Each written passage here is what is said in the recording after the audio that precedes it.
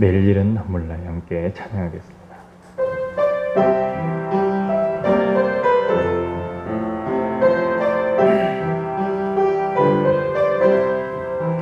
내릴 일은 난 몰라요.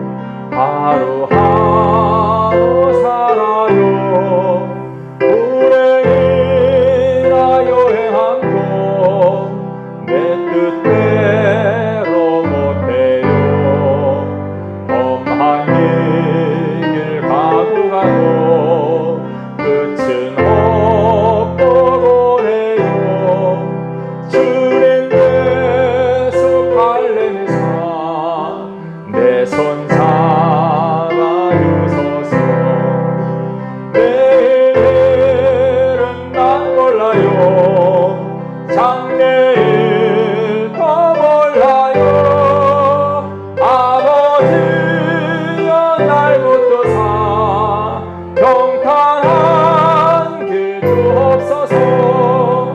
좁은 이 길 진리의 길 주님 가신 그의 뜻 힘이 들고 어려워도 찬송하며 갑니다. 성령이여 그 음성을 항상 들려주소서. 내 마음은 정했어요. 변치 말게 하소서. 내일은 난 몰라요. 장래일도 몰라요. 아버지여 아버지여 주신 소명 이루소서. 만왕의 왕 예수께서 이 세상에 오셔서 만백성을 구속하니 참 구주가 되시네. 순교자의 본을 받아 나의 믿음 지키고 순교자의 신앙 따라 이 복음을 전하세. 물과 같은 성령이여 내 맘에 항상 계셔. 천국 가는 그날까지 주여 지켜주옵소서. 만왕의 왕 만왕의 왕 예수께서 이 세상에 오셔서 만백성을 구속하니 참 구주가 되시네. 순교자의 본을 받아 나의 믿음 지키고 순교자의 신앙 따라 이 복음을 전하세. 물과 같은 성령이여 내 맘에 항상 계셔. 천국 가는 그날까지 주여 지켜주옵소서. 거룩하시고 자비로우신 하나님, 오늘도 정한 시간 우리 하나님 앞에 나와 영과 진리로 예배합니다. 불같은 성령으로 임하여 주시고 우리 심령이 은혜가 충만하게 해 주옵소서. 이 시간 드린 예배를 통해 영광 받으시며 예배하신 하늘의 큰 은혜를 허락해 주옵소서. 예수님의 이름으로 기도드리옵나이다. 아멘. 432장 큰 물결에 설레는 어둠 바다 찬양하겠습니다.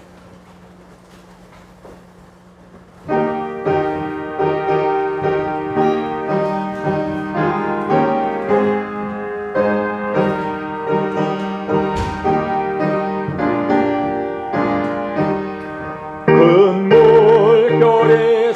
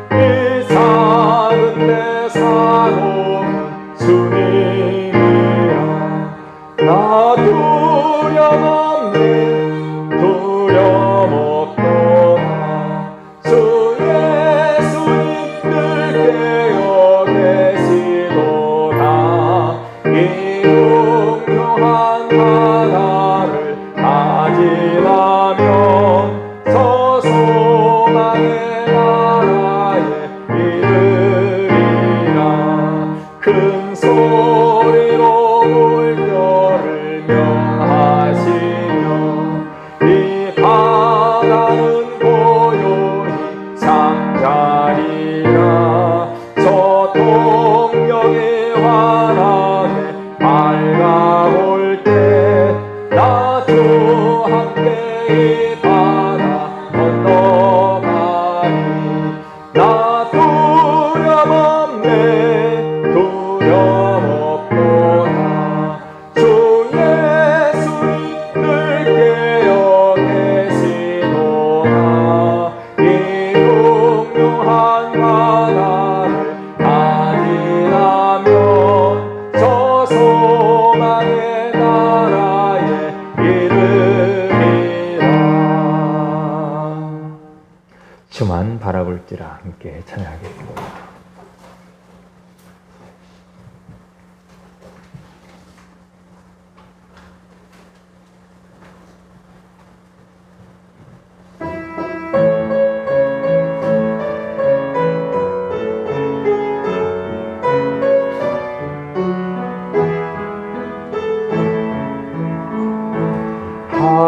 하나님의 사랑을 사모하는 하나님의 평안을 바라보는 자, 너의 모든 것 창조하신 우리 주님, 너를 얼마나 사랑하시는지.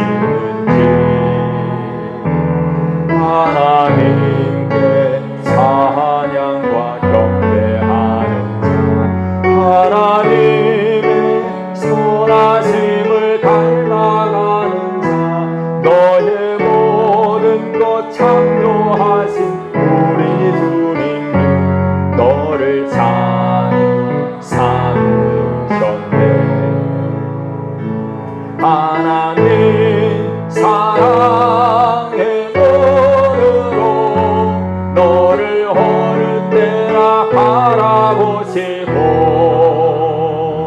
하나님 인자한 귀로서 언제나 너에게 기울이시니 어두움에 밝은 빛을 비춰주시고, 너의 작은 시름에도 응답하시니 너는 어느 곳에 있든지 주를 향하고 주만 바라볼지라. 하나님 사랑의 눈으로 너를 어느 때나 바라보시고,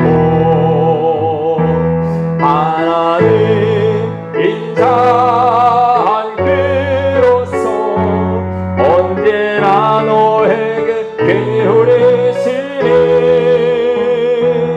어두움에 밝은 빛을 비춰주시고, 너의 작은 시름에도 응답하시니 너는 어느 곳에 있든지 주를 향하고 주만 바라볼지라.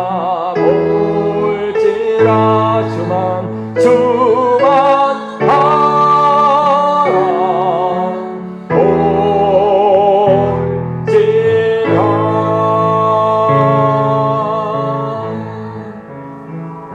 다 같이 하시면서 통성으로 기도하겠습니다. 하나님 언제나 주만 바라보게 해 주옵소서. 주의 은혜만 사모하게 해 주옵소서. 주님 말씀을 깨닫게 하시고 말씀을 바꿔주시며 하나님 말씀 가운데 든든히 사는 저희들 되게 해 주옵소서. 하나님 나라에 착하고 충성된 일꾼으로 사용해 주시며 우리 모든 삶 가운데 하나님 것인 역사를 이루시는 하나님의 은혜를 깨닫게 하시고 경험하게 해 주옵소서. 오늘 말씀 은혜 받게 해 주옵소서. 우리 교회가 하나님 뜻 이루게 하시고 하나님 은혜 가운데 부흥 성장하는 교회 되게 해 주옵소서. 함께 하시면서 통성으로 기도하겠습니다. 거룩하시고 자비로우신 우리 하나님 아버지, 우리 하나님의 크신 은혜와 놀라운 사랑을 감사드립니다. 우리 하나님 아버지께서 우리들을 택하시고 부르셔서 자녀 삼아주시고 하나님 나라의 영원한 생명을 허락해 주심을 감사합니다. 하나님 시간 우리 하나님을 찬양합니다. 경배합니다. 예배합니다. 성자 하나님 임하시며 큰 영광 받아 주시옵소서. 하나님 오직 주만 바라보게 하여 주옵소서. 주님만 의지하게 하여 주옵소서. 온 맘 다해 주님만 사랑하는 저희들 되게 하여 주옵소서. 하나님 험한 세상 살아가는 동안에 주님 장등에 저희들을 붙들어 주시고 날마다 주의 은혜 가운데 승리하는 삶 살게 하여 주옵소서. 하나님 저희들 부르시고 세워주셨사오니 우리 하나님 앞에서 착하고 충성된 종으로 살게 하여 주시옵소서. 하나님 마지막 때에 주님 나라와 의를 구하며 주의 복음을 증거하는 일에 영혼 구원할 일에 더욱 힘쓰게 하여 주시옵소서. 하나님 성령의 충만함 허락해 주옵소서. 불행의 열정을 허락하여 주시옵소서. 하나님이여 세우신 예범된 교회를 통하여 하나님의 거룩한 뜻을 온전히 이루어 주시옵소서. 하나님 주의 은혜 가운데 믿는 자의 수가 날마다 더 해갈 수 있도록 기름 역사하여 주시옵소서. 하나님이여 부흥 성장하는 교회 될 수 있도록 인도해 주시며 하나님을 기쁘시게 하는 교회 될 수 있도록 주여 도와 주시옵소서. 하나님 시간도 종을 붙들어 주시고 말씀의 도구로만 사용하여 주옵소서. 주님만 영광 받아 주시옵소서. 존귀하신 우리 하나님, 우리를 세상 수많은 사람 가운데 택하시고 부르셔서 하나님의 자녀 삼아주심을 감사합니다. 하나님 험한 세상 가운데 오직 주만 바라보게 해 주옵소서. 주님만 의지하게 해 주옵소서. 온 맘 다해 주님을 뜨겁게 사랑하게 하시고 주님을 전심으로 사랑하는 저희들 되게 해 주옵소서. 주신 귀한 직분과 사명을 충성되이 잘 감당하게 해 주옵소서. 세우신 제 몸된 교회를 통해 우리 하나님 거룩하신 뜻을 이루어 주옵소서. 주의 은혜로 믿는 자의 수가 날마다 더해가며 주의 복음을 증거할 때에 복음의 씨앗을 뿌릴 때에 자라게 하시고 아름답고 풍성한 열매를 맺게 해 주옵소서. 이 시간 말씀을 들을 때에 말씀을 깨닫게 하시고 말씀에 은혜 받게 해 주시며 하나님 진리 말씀 가운데 든든히 서는 저희들 되게 해 주옵소서. 예수님의 이름으로 기도드리옵나이다. 아멘.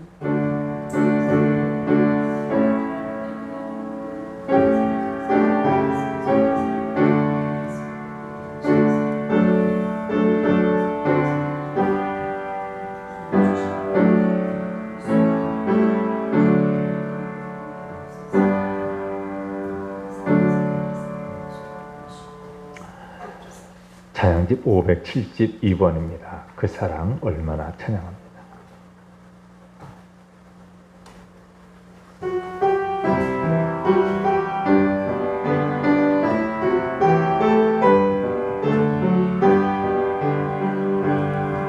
다 표현 못해도 나 표현하리라.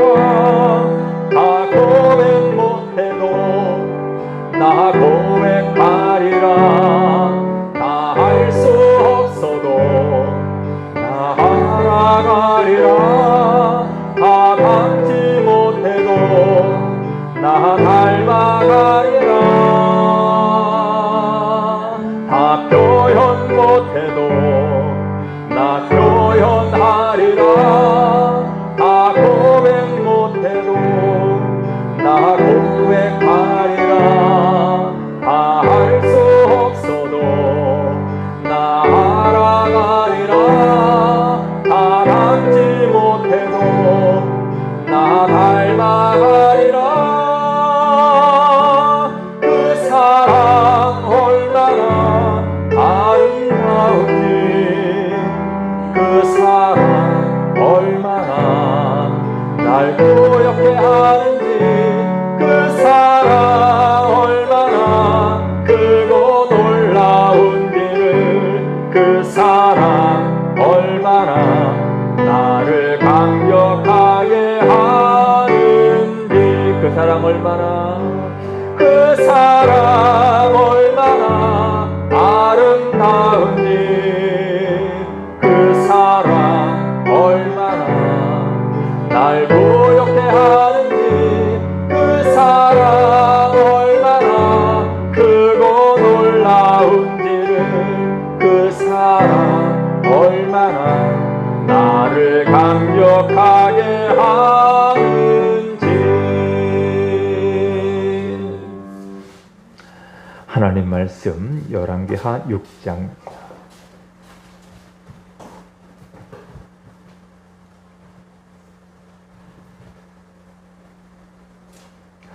열왕기하 6장 1절에서 7절입니다. 같이 한 절씩 교독하겠습니다. 6장 1절에서 7절. 선자의 제자들이 엘리사에게 이르되 보소서 우리가 당신과 함께 거주하는 이곳이 우리에게는 좁으니 우리가 요단으로 가서 거기서 각각 한 제목을 가져다가 그곳에 우리가 거주할 초소를 세우사이다 하니 엘리사가 이르되 가라 하는지라. 그 하나가 이르되 청하건대 당신도 종들과 함께 하소서 하니 엘리사가 이르되 내가 가리라 하고 우리여 우리와 함께 가니라. 우리가 요단에 이르러 나무를 베더니 한 사람이 나무를 벨 때에 새도끼가 물에 떨어진지라. 이에 외쳐 이르되 아 내 주여 이는 빌려온 것이니이다 하니 하나님의 사람이 이르되 어디 빠졌느냐 하매 그곳을 보이는지라. 엘리사가 나뭇가지를 베어 물에 던져 쇠도끼를 떠오르게 하고 다 같이 이르되 너는 그것을 집으라 하니 그 사람이 손을 내밀어 그것을 집으니라. 아멘. 이 시간에는 물 위에 떠오른 쇠도끼이란 제목으로 함께 말씀을 나누겠습니다. 자, 오늘 본문의 말씀에 보면 이제 선지자의 제자들이 엘리사 선지자에게 이런 말씀을 드립니다. 지금 현재 거하는 곳이 좁으니 요단으로 가서 처소를 세우겠습니다. 그래요. 그러자 엘리사가 가라 대답을 합니다. 그러자 제자 중에 또 하나가 엘리사에게 말합니다. 우리만 할 것이 아니라 당신도 함께 가소서 이렇게 청합니다. 그러자 엘리사가 내가 가리라 이렇게 해서 선지자 제자들과 엘리사 선지자가 함께 요단으로 가게 되었습니다. 이제 제자들 무리가 요단에 도착해서 처소를 지을 제목을 만들기 위해서 나무를 뱁니다. 자, 나무를 베는데 한 사람이 실수로 그만 도끼를 물에 빠뜨리고 말았습니다. 그러자 이 사람이 탄식하며 말합니다. 5절에 보니까 아, 내 수여 이는 빌려온 것이니이다 탄식을 합니다. 왜 이와 같은 탄식을 합니까? 우리가 앞서 살펴보았던 말씀들을 보면 당시 선지자의 제자들의 형편이 아주 어려웠었다라는 것을 알 수가 있습니다. 그들의 형편이 얼마나 어려웠는지 제자 중 한 사람이 죽었습니다. 그런데 그는 빚만 잔뜩 남기고 죽었습니다. 그래서 그 집은 어쩔 수 없이 자식을 종으로 빼앗길 뻔했습니다. 그만큼 선지자 제자들이 삶이 어려웠다는 거죠. 또 한 번은 제자들이 먹을 것이 없어서 들호박을 따다가 국을 끓여 먹는데 도구로 말미암아 죽을 뻔한 일이 있었습니다. 그만큼 먹는 것도 넉넉지 못했습니다.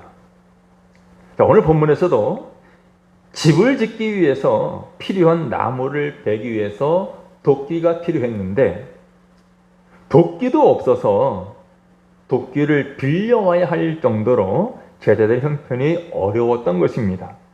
오늘 본문에 보니까 이 사람이 이렇게 말했습니다. 이는 빌려온 것이니라. 빌려온 것. 여기 빌려오다라는 단어는 애걸하며 빌리다 혹은 구걸하다 그런 뜻입니다. 그냥 툭 던져서 빌려주려면 빌려주고 말려면 말라 이런 정도가 아니라 안 빌려주면 안 되니 꼭 빌려달라고 애걸해서 빌리는 것, 구걸하듯이 빌리는 것. 그러니까 도끼를 물에 빠뜨린 이 제자는 너무나 가난해서 도끼를 살 수가 없어서 이웃에게 구걸하다시피 해서 애걸하면서 도끼를 빌려온 것입니다. 그도 그럴 것이 지금이야 새 도끼값 얼마 되지 않지만 당시만 해도 새 도끼는 그야말로 중장비였습니다. 새 도끼가 귀했고 그만큼 매우 값이 나가는 도구였습니다. 자, 그런데 이렇게 도끼 하나 제대로 살 수 없는 형편에 처해 있는 사람이 물에 도끼를 빠뜨렸습니다. 물에 빠진 도끼를 찾을 수도 없고 그렇다고 빌려온 도끼를 변상해 줄 만한 능력도 안 되니 앞으로의 일이 얼마나 막막했을까요? 그래서 그가 네 주여, 이는 빌려온 것이니이다. 그야말로 그의 탄식은 절망과 낙심을 담고 있는 탄식이 아닐 수가 없습니다. 오늘 이 상황에서 우리가 먼저 주지해야 될 것이 있는데, 자, 이런 일들이 언제 벌어졌는가? 엘리사 선지자가 함께 있을 때 이 일이 발생했다라는 사실입니다.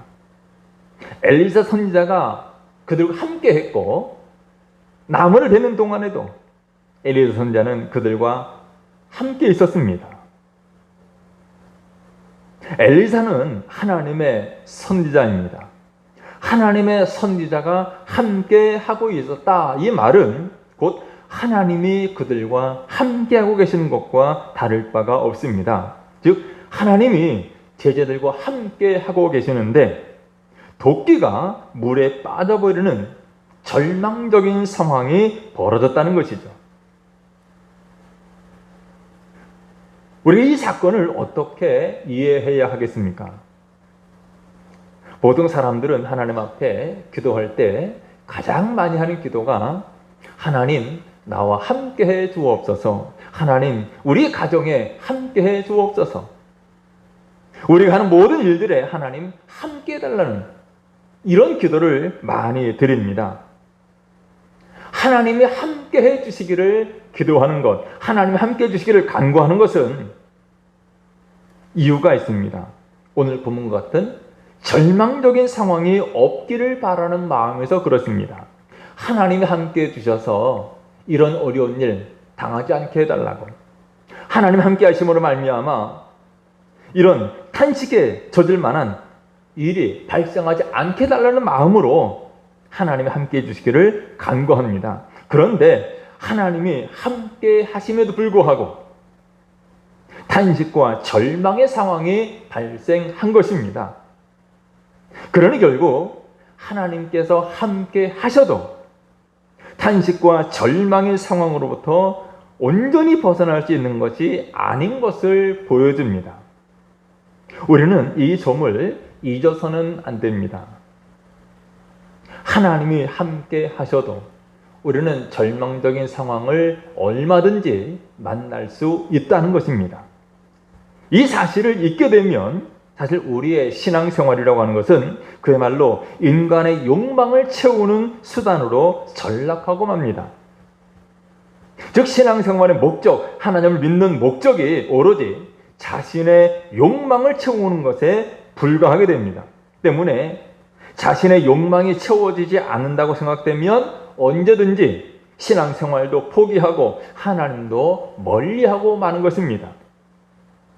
하나님을 믿는 목적, 신앙생활의 목적이 오직 자신의 욕망을 이루기 위함이죠. 그래도 하나님이 함께 하시기를 간구했고 그래서 하나님을 믿는다고 고백을 했습니다. 그런데 그 일이 이루어지지 않으니 하나님은 멀리하게 되고 신앙생활도 포기하고 말아요. 여러분, 우리가 하나님을 구하고 또 하나님이 함께 하시기를 기도하는 것은 단순히 나의 욕망을 이루기 위함이 아닙니다. 하나님이 우리와 함께 하셔도 탄식과 절망의 상황이 일어날 수 있습니다. 우리가 앞서 살펴보았던 것처럼 제자들이 엘리사 선지자에게 요단으로 함께 가기를 요청했는데 그 이유가 무엇이겠습니까? 일할 사람이 부족해서도 아닙니다. 설사 일할 사람이 부족하다고 해도 제자들이 자신들의 스승인 엘리사 선지자가 함께 일해주기를 원하는 마음으로 가기를 요청한 것은 아닐 것입니다. 엘리사 선지자는 지금까지 제자들 앞에서 여러 가지 많은 이적들을 행했습니다. 그 이적을 본 제자들이 엘리사 선지자를 의지할 것은 당연합니다. 이 점을 생각해 본다면 제자들은 능력의 선지자인 엘리사가 자신들과 함께 한다는 것만으로도 마음이 든든했을 것이고 자기들이 하는 모든 일들이 하나님의 선지자가 함께함으로 말미암아 형통하게 잘 될 것이다. 이런 기대를 가졌을 수도 있습니다.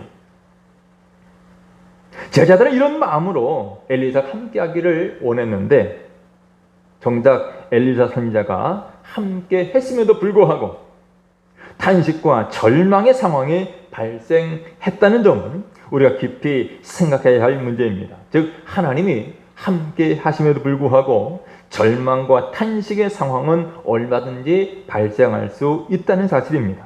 중요한 것은 하나님께서 왜 자기 백성들을 그런 탄식과 절망의 상황으로 이끌어 가시는가라는 것입니다. 우리 이 사실을 알아야 돼요. 왜 하나님을 믿는 사람들에게 하나님이 함께 해준다고 하셨고 하나님이 도우신다고 하셨고 하나님이 모든 문제들을 해결해 준다고 하셨는데 그 하나님을 믿는데 왜 이와 같은 탄식과 절망의 상황이 일어나는가? 우린 사실을 알아야 합니다. 우리가 하나님의 뜻을, 하나님의 마음을 알 수가 있다면 우리 성도들은 어떤 상황에서도 변함없이 하나님이 함께 하심으로 기뻐하고 감사할 수 있습니다. 자, 지금 빌려온 새 도끼, 값비싼 도끼를 실수로 물에 빠뜨리고 말았습니다. 그리고 그 제자는 선지자에게 찾아와서 어떻게 하면 좋습니까? 탄식을 합니다. 자, 그때 엘리사가 어떻게 대처합니까?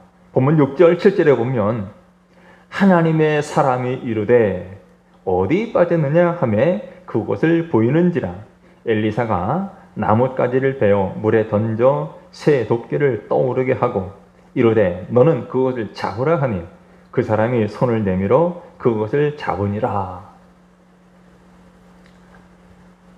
엘리사가 던진 나뭇가지에 어떤 신통한 능력이 있었던 것은 아닙니다. 하나님께서 엘리사 선지자를 통해서 물에 빠졌던 새 도끼가 떠오르게 하신 것입니다. 사실 이 내용이 많은 사람들에게 오해를 불러일으킵니다. 이 내용을 보면서 사람들은 단순히 그런 생각을 합니다. 역시 하나님의 사람이 함께 했기 때문에 문제가 해결됐구나. 다시 말해서 하나님이 함께 하신다면 모든 문제가 해결되는구나. 이렇게 단정 짓는 것입니다. 오직 자기 욕심의 문제, 자신의 욕망에 치우쳐서 하나님을 생각하기 때문에 모든 내용들을 자신의 육신의 문제, 욕망에 유리한 쪽으로 이해하고 해석하는 문제를 일으킵니다. 하나님이 함께 하시면 모든 문제가 해결된다. 그렇다면 정말 오늘 본문의 내용이 어떤 탄식과 절망의 상황이 닥친다고 해도 하나님 함께 하신다면 다 해결된다. 이것을 보여주기 위한 목적일까라는 거예요. 결코 그것만이 아니라는 것을 알아야 됩니다. 그러면 오늘 본문의 내용을 어떻게 이해해야 합니까? 먼저 말한 대로 우리는 새 도끼가 물에 떠오르기 전에 있었던 일을 상기해야 합니다. 어떤 상황입니까? 도끼가 물에 빠진 일입니다. 도끼가 물에 빠진 일, 그것은 제자에게는 절망적인 상황이 벌어진 것입니다. 빌려온 도끼를 물어줘야 하는 것은 물론이고 처소를 짓고자 하는 것도 사실은 물거품이 될 위기에 처한 것입니다. 자, 그런데 엘리사가 나뭇가지를 베어서 물에 던지자 쇳덩어리인 도끼가 물 위에 떠오릅니다. 탄식과 절망이 희망으로 변한 것입니다. 이런 경우의 일을 두고 사람들은 하나님의 도우십니다 라고 말합니다. 하나님이 사랑과 자비로 도우셔서 물에 빠진 도끼를 떠오르게 했다는 거죠. 물론 도끼가 물에 떠오른 것은 하나님의 도우심의 결과인 것은 맞는 말입니다. 하나님의 능력이 아니라면 쇳덩어리가 물 위로 떠오르는 일은 있을 수가 없습니다. 하나님의 도우심의 결과예요. 하지만 단순히 하나님의 도우심으로 문제가 해결됐다. 그러니 하나님 우리를 도우신다는 걸 믿고 살자. 이런 말로 오늘 본문을 끝내기에는 너무나 미흡하다는 거죠. 자, 도끼를 물에 빠뜨린 제자는 도끼 하나로 인해서 탄식과 절망을 경험했습니다. 이것이 승소입니다. 탄식과 절망 속에서 하나님의 사랑, 하나님의 자비의 도우심을 경험하게 되었다는 말입니다. 즉, 탄식과 절망이 크면 클수록 하나님의 사랑과 자비는 그만큼 더욱 크게 다가온다는 사실입니다. 여러분, 만약에 도끼가 물에 빠지는 일이 없었더라면 어떻게 되었을까요? 아마 어쩌면 엘리사 선지자의 제자들이 자기들이 처소를 짓는 이 일이 성경에 기록되지 않았을 수도 있습니다. 아무 일이 없이 평탄하게 나무를 베고 처소를 만드는 일이 순조롭게 진행되었겠죠. 그러면 그들은 탄식도 또 절망도 경험하지 못할 것이고, 따라서 하나님의 사랑, 하나님의 자비의 도우심, 그것이 얼마나 큰가에 대해서도 경험하지 못했을 것입니다. 여러분, 우리 사람들은 이런 탄식과 절망의 상황이 없다면 하나님의 사랑과 자비의 도우심을 알기는커녕 아예 잊고 살아가는 존재입니다. 여러분은 평소의 삶에서 그저 아무 문제 없이 평온하게 살아가면서 하나님의 사랑과 하나님의 자비를 강하게 느끼면서 하나님의 도우심으로 살아가고 있음을 얼마나 감사하고 있습니까? 사실은 평안할 때에는 하나님이 나를 얼마나 사랑하시는지, 또 하나님 나를 위해서 얼마나 도우시며 능력으로 역사하시는지 잘 알지 못합니다. 그러니 결국 하나님께 감사하지 못하고 그저 내 뜻과 내 능력으로, 내 힘으로 살아가고 있다, 이런 생각을 많이 하게 됩니다.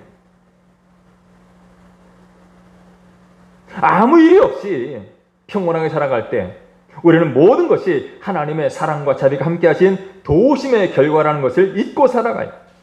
그 평온함이 하나님의 사랑과 하나님의 도우심으로 인해서 누리고 있다는 것을 망각하고 살아갑니다. 마치 도끼를 물에 빠뜨리기 전에는 하나님의 사랑과 자비가 얼마나 큰가를 실감하지 못하는 제자들처럼 오늘 우리들도 그렇게 살아가는 것입니다. 그래서 하나님 때때로 우리에게 이런 탄식과 절망의 상황을 주시고 그 상황에서 건져 주심으로 하나님의 도우심으로 살아가고 있는 우리의 현실을 보게 하시는 것입니다. 그런데 사람들은 하나님의 도우심으로 자신의 일이 잘 되는 것만이 소원입니다. 그래서 모든 일이 하나님의 도우심으로 잘 되기만을 바랄 뿐입니다. 그 도우심에 담겨있는 하나님의 사랑, 하나님의 자비하심이 얼마나 큰가에 대해서는 관심을 두지 않습니다. 그냥 하나님의 도움을 받아서 잘 살면 된다는 이런 자기 위주의 생각만 있을 뿐입니다. 이것은 분명 하나님의 사랑과 자비하심으로 기뻐하는 것이 아니라 하나님의 사랑과 자비가 가져다준 결과만으로 좋아하는 것에 지나지 않습니다. 이것은 결코 바른 신앙이라고 말할 수 없습니다. 본문 1절 2절에 보면 이렇게 말씀합니다.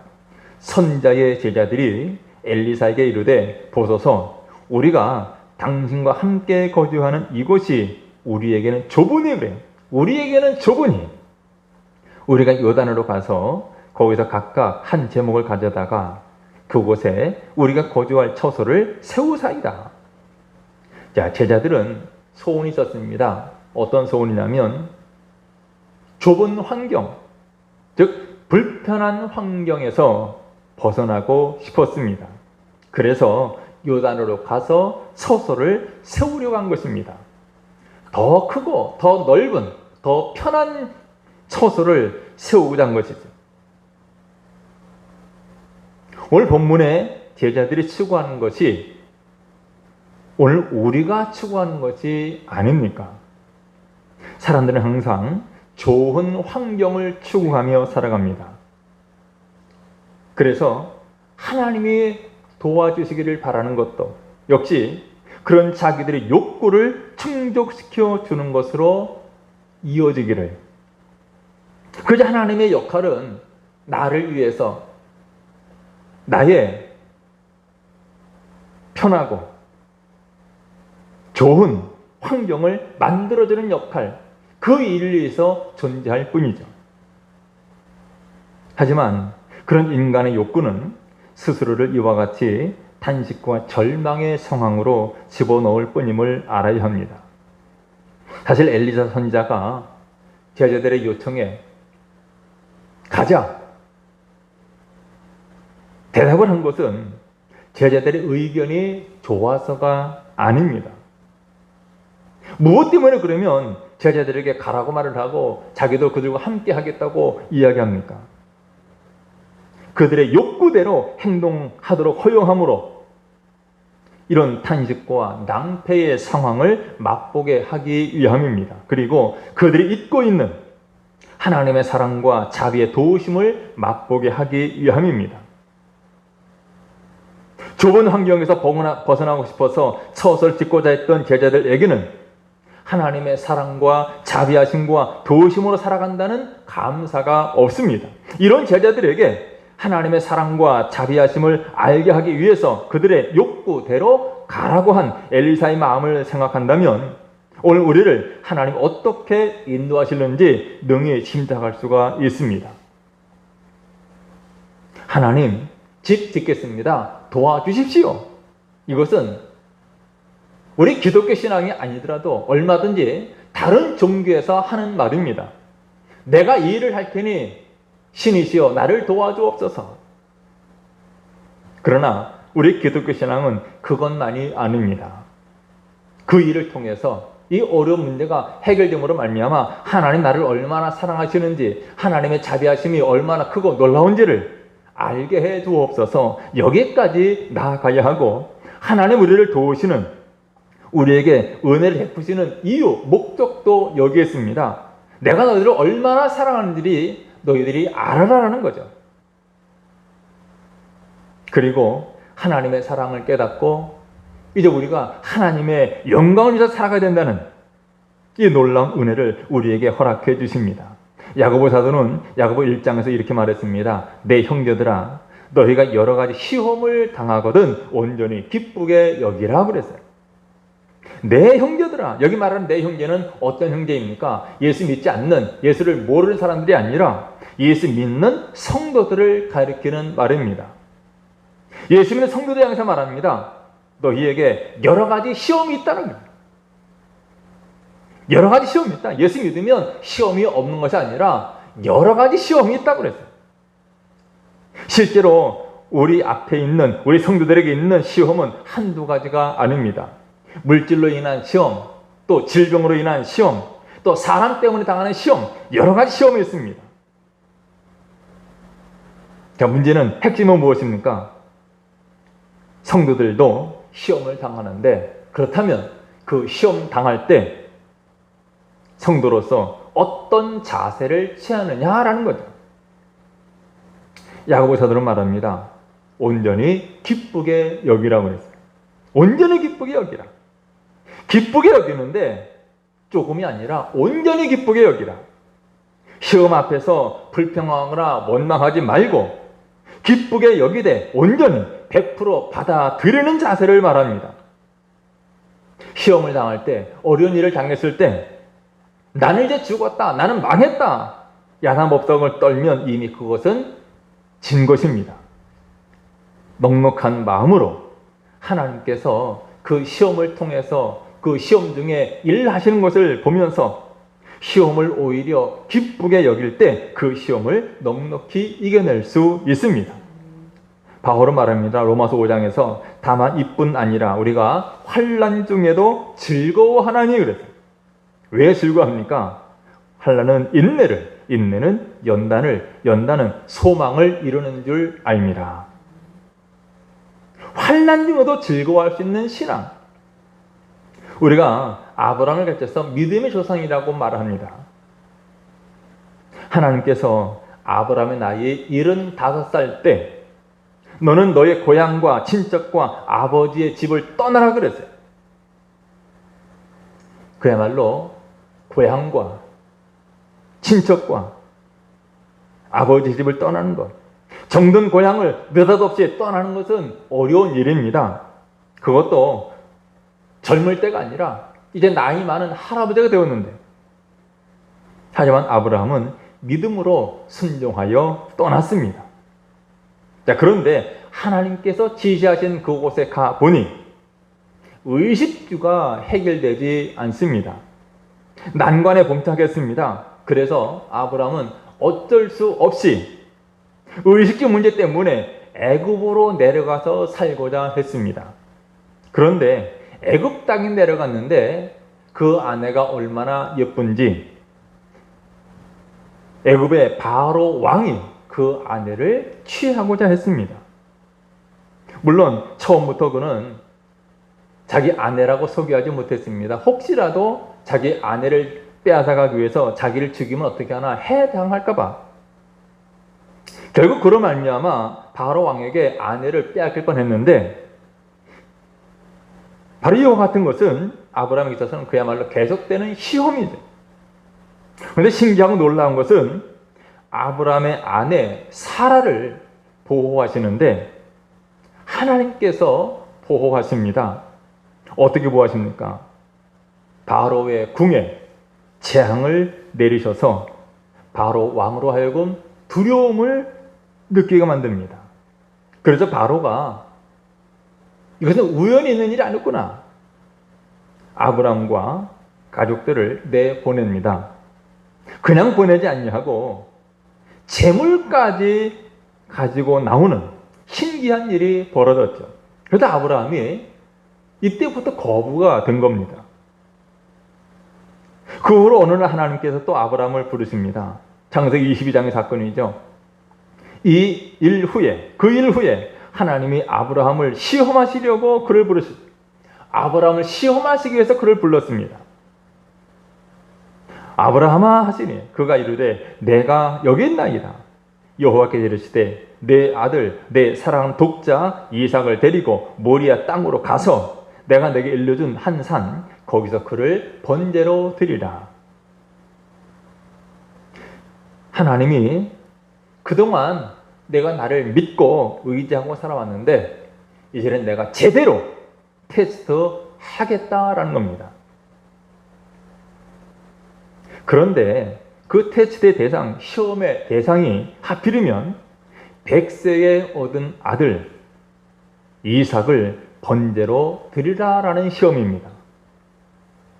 우리는 이 말씀 보면서 하나님 정말 너무하십니다, 따질 수도 있죠. 사실 아브라함은 하나님을 만난 이후로 지난 수십 년 동안 시행착오를 범하면서 실수도 하고 칭찬도 받으면서 연단의 과정을 거쳐왔습니다. 그런데 독자 이삭까지 요구하신 시험은 정말 순종하기 어려운 일입니다. 그러나 아브라함은 순종했지요.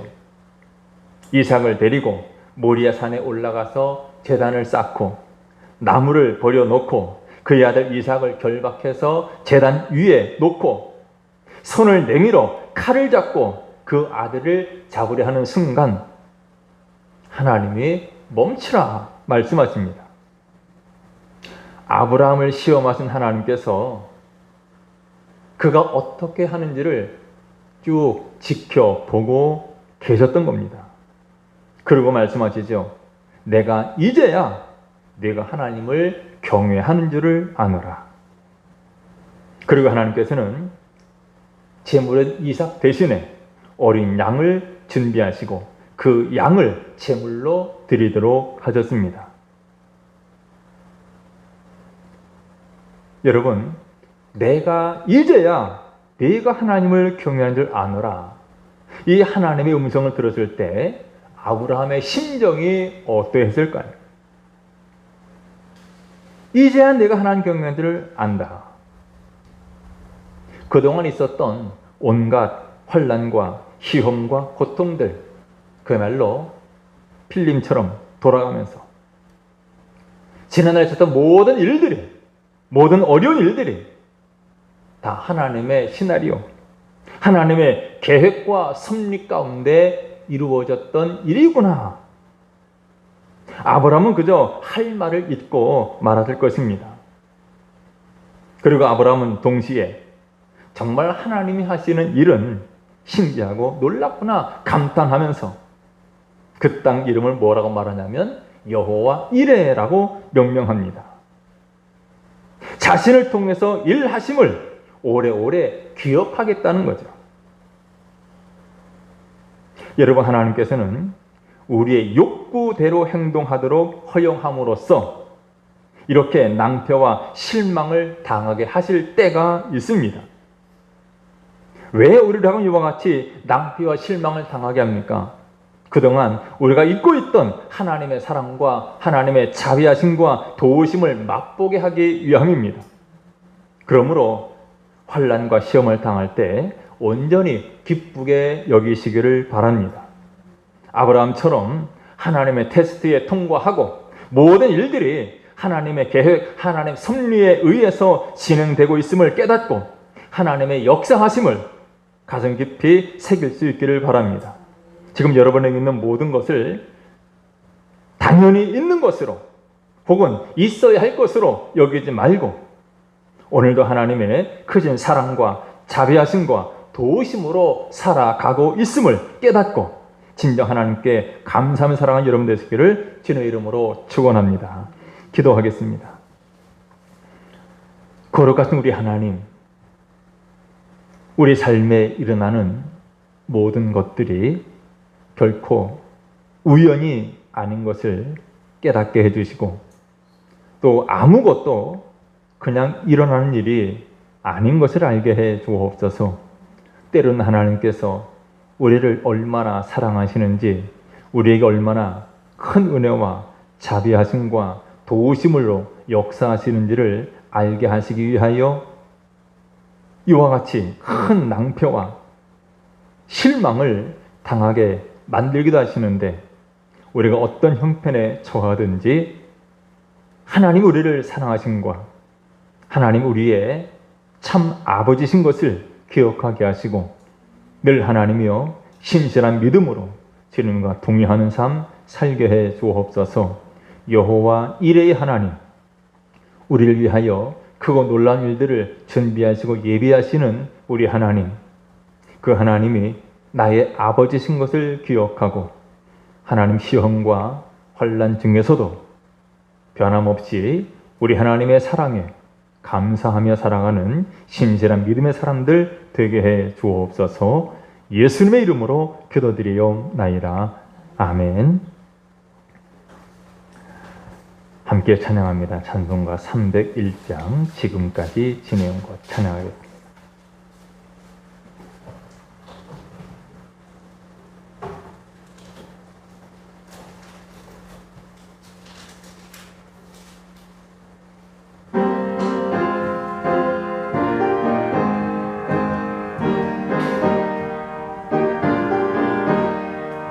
지금까지 지내온 것 주의 크신 은혜라